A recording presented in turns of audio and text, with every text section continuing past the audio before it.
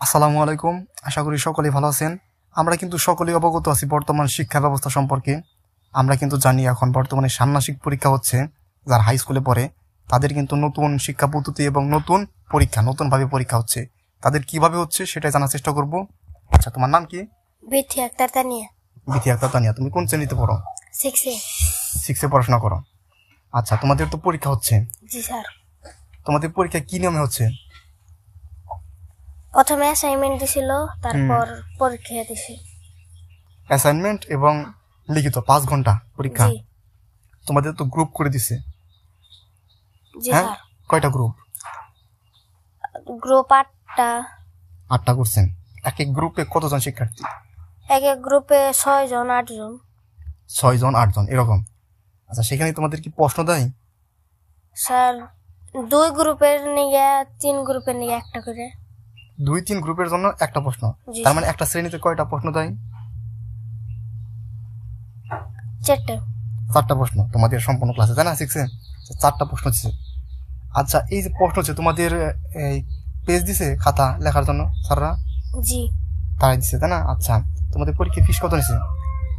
350। 350। আচ্ছা, তোমাদের যে পরীক্ষা হচ্ছে, অ্যাসাইনমেন্ট হচ্ছে, তাই না? এটা তো অনেকেই বাড়ি থেকে অন্যজন দিয়ে লেখাইছে। তুমি কি লেখাইছো এরকম অন্যজন দিয়ে? তুমি নিজে নিজে লেখছো জি সবগুলাই?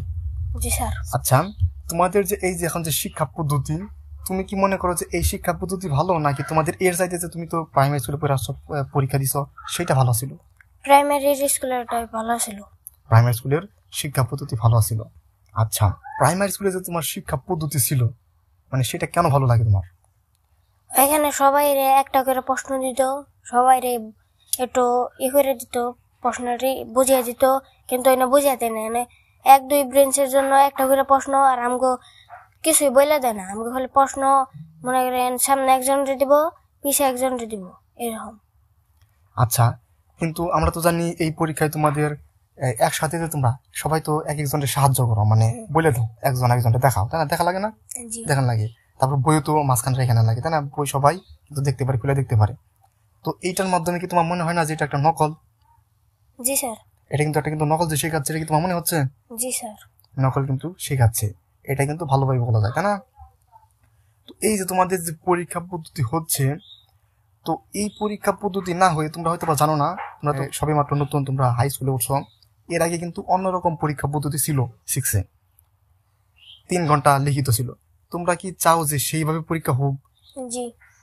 মানে এই যে 5 ঘন্টা যে পরীক্ষা, এইখানে তোমাদের কি মনে হয় যে না 5 ঘন্টা এটা বেশি সময় হয়ে গেছে, যে তোমাদের যে লেখা সেই অনুযায়ী? না স্যার। 5 ঘন্টা ঠিকঠাক সময় তোমার মতে? আচ্ছা, ঠিক আছে, তোমার মতকে স্বাগত জানাই। আচ্ছা, তোমাদের যে পরীক্ষা হচ্ছে, এটা তো অনেকেই আছে যারা কিনা বাড়িতে অন্য জনকে দিয়ে লেখাইতেছে অ্যাসাইনমেন্ট, তাই না? বাড়িতে বড় ভাই বোন এরকম কি তোমার বন্ধু বান্ধব আছে? আমার মতে আমরা ক্লাসে 44 জন, 44 জনের মধ্যে প্রায় 20 জনই একাই লেখছে। আর 24 জন মোটামুটি এই অন্য জনটিতে লেখাইছে নাকি? জি।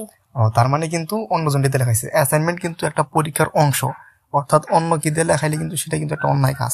যারা করছে এটা কিন্তু একটা অন্যায় কাজ করছে, তুমি কি জানো? তুমি কিন্তু এরকম কাজ করবো না, ঠিক আছে?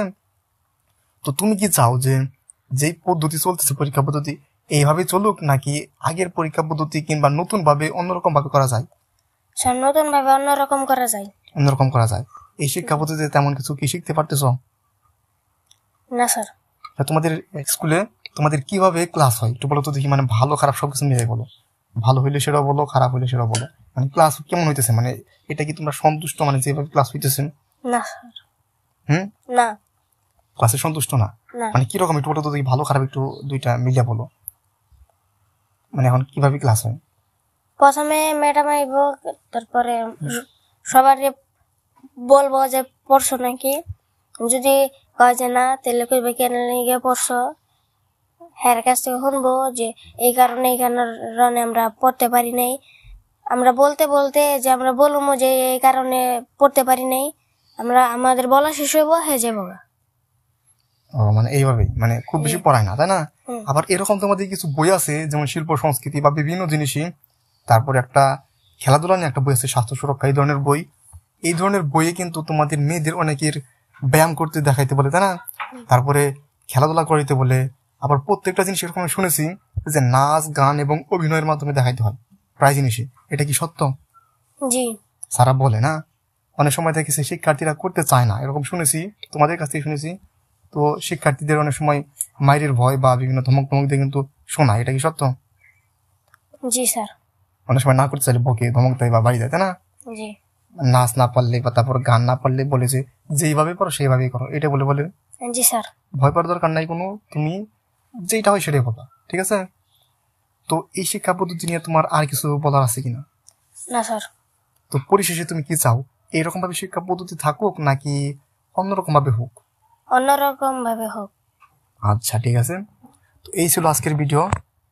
আপনারা নিশ্চয়ই শুনতে পেলেন একজন ক্লাস 6 এর নতুন একজন শিক্ষার্থী, তার কাছে বর্তমান শিক্ষা ব্যবস্থাটা আসলে কিরকম। এখানে এমনটা ভাবার দরকার নাই যে আমি কিছু শিখিয়ে দিচ্ছি, না, ও নিজে থেকে যা মনে আসছে তাই বলছে, কিন্তু আমি কিছু শিখাতেই নাই। তো আজকে দুটো ছিল, তো বেশি বেশি করে শেয়ার করুন, মানুষকে জানান এইসব ভিডিও নিয়ে। তো এতটুকু ছিল বলার। আসসালামু আলাইকুম।